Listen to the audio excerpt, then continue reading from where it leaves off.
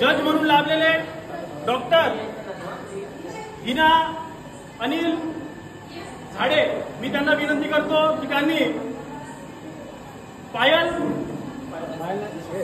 विशाखा राऊत यांना दुसरे बक्षीस द्यावे। नमस्कार मित्रांनो, तर स्वागत आहे आपलं आमच्या यूट्यूब चॅनल AZ अनिल ब्लॉगमध्ये। तर मित्रांनो, आज आम्ही निघालो आहे इसापूर या गावाला। त्या ठिकाणी तेथील मर्द मावळा संघ व बाल गणेश मंडळ यांनी रांगोळी स्पर्धेचे आयोजन केले आहे आणि त्या स्पर्धेचे परीक्षक म्हणून आम्ही आज त्या ठिकाणी जात आहोत। मित्रांनो, सगळ्यात आधी बाप्पाचे दर्शन घेतले, मग आम्ही परीक्षकाच्या स्थानी बसलो। त्यानंतर मग तिथून आम्ही स्पर्धकांकडे पाहायला सुरुवात केली।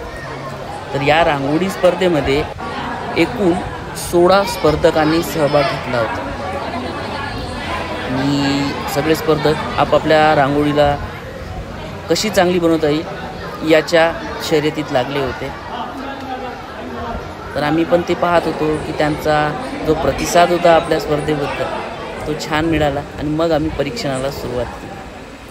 तर आम्ही दोघे पण विचार करत करत एक एक रांगोळी बघत गेलो, कारण की प्रत्येक रांगोळी ही सुंदर आणि छान पद्धतीची काढली होती की ज्याला आपण नंबर देणं हे थोड्या वेळासाठी तरी कठीण झालं होतं आम्हा दोघांना पण।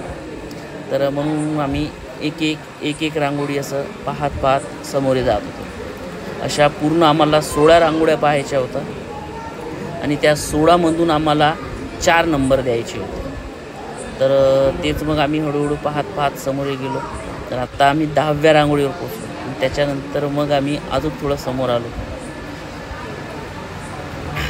आणि त्यानंतर मग आता आम्ही आलो आहे आपल्या ठिकाणी आणि बसलो इथे। आणि इथे बसून दोघांनीही एकमताने असे 4 नंबर तिथून ठरवले की आपण कुणाला पहिला, दुसरा, तिसरा, चौथा द्यायचा। जज म्हणून लाभलेले डॉक्टर हिना अनिल झाडे, मी त्यांना विनंती करतो की त्यांनी पायल विशाखा राऊत यांना दुसरे बक्षीस द्यावे।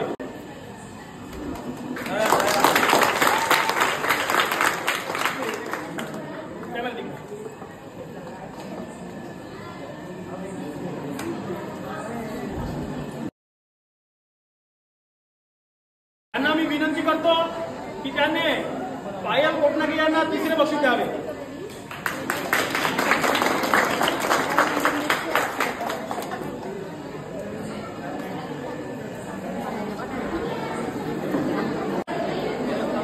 आपल्या गावचे ज्येष्ठ नागरिक रामदेवजी न्यारे, मी यांना विनंती करतो की त्यांनी मंजुषाजी उरपुडेंना यांना चौथे बक्षीस द्यावे।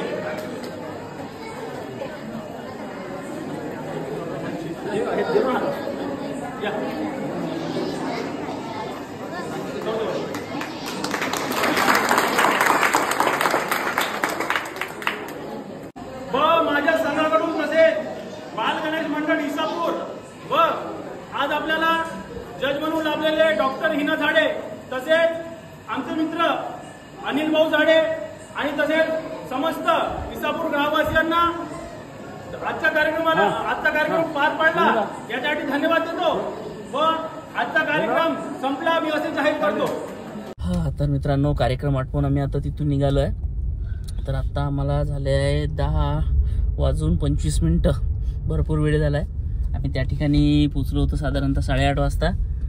तर आता आम्ही गावापाशीच आलो आहे, गावाजवळ। तर मित्रांनो, अशा प्रकारे झाला आहे आजचा हा आमचा पहिल्यांदा आयुष्यामध्ये जे आम्ही परीक्षक बनलो होतो, तर असा निकाल देऊन तो प्रोग्राम अशा प्रकारे झाला आहे मित्रांनो आमचा। तर तुम्हाला माझा हा व्हिडिओ आवडल्यास मित्रांनो लाईक करा आणि तुमचे काही सुझाव असतील ते कमेंट करा मित्रांनो। परत भेटू आपण आपल्या नवीन व्हिडिओमध्ये, तोपर्यंत बाय।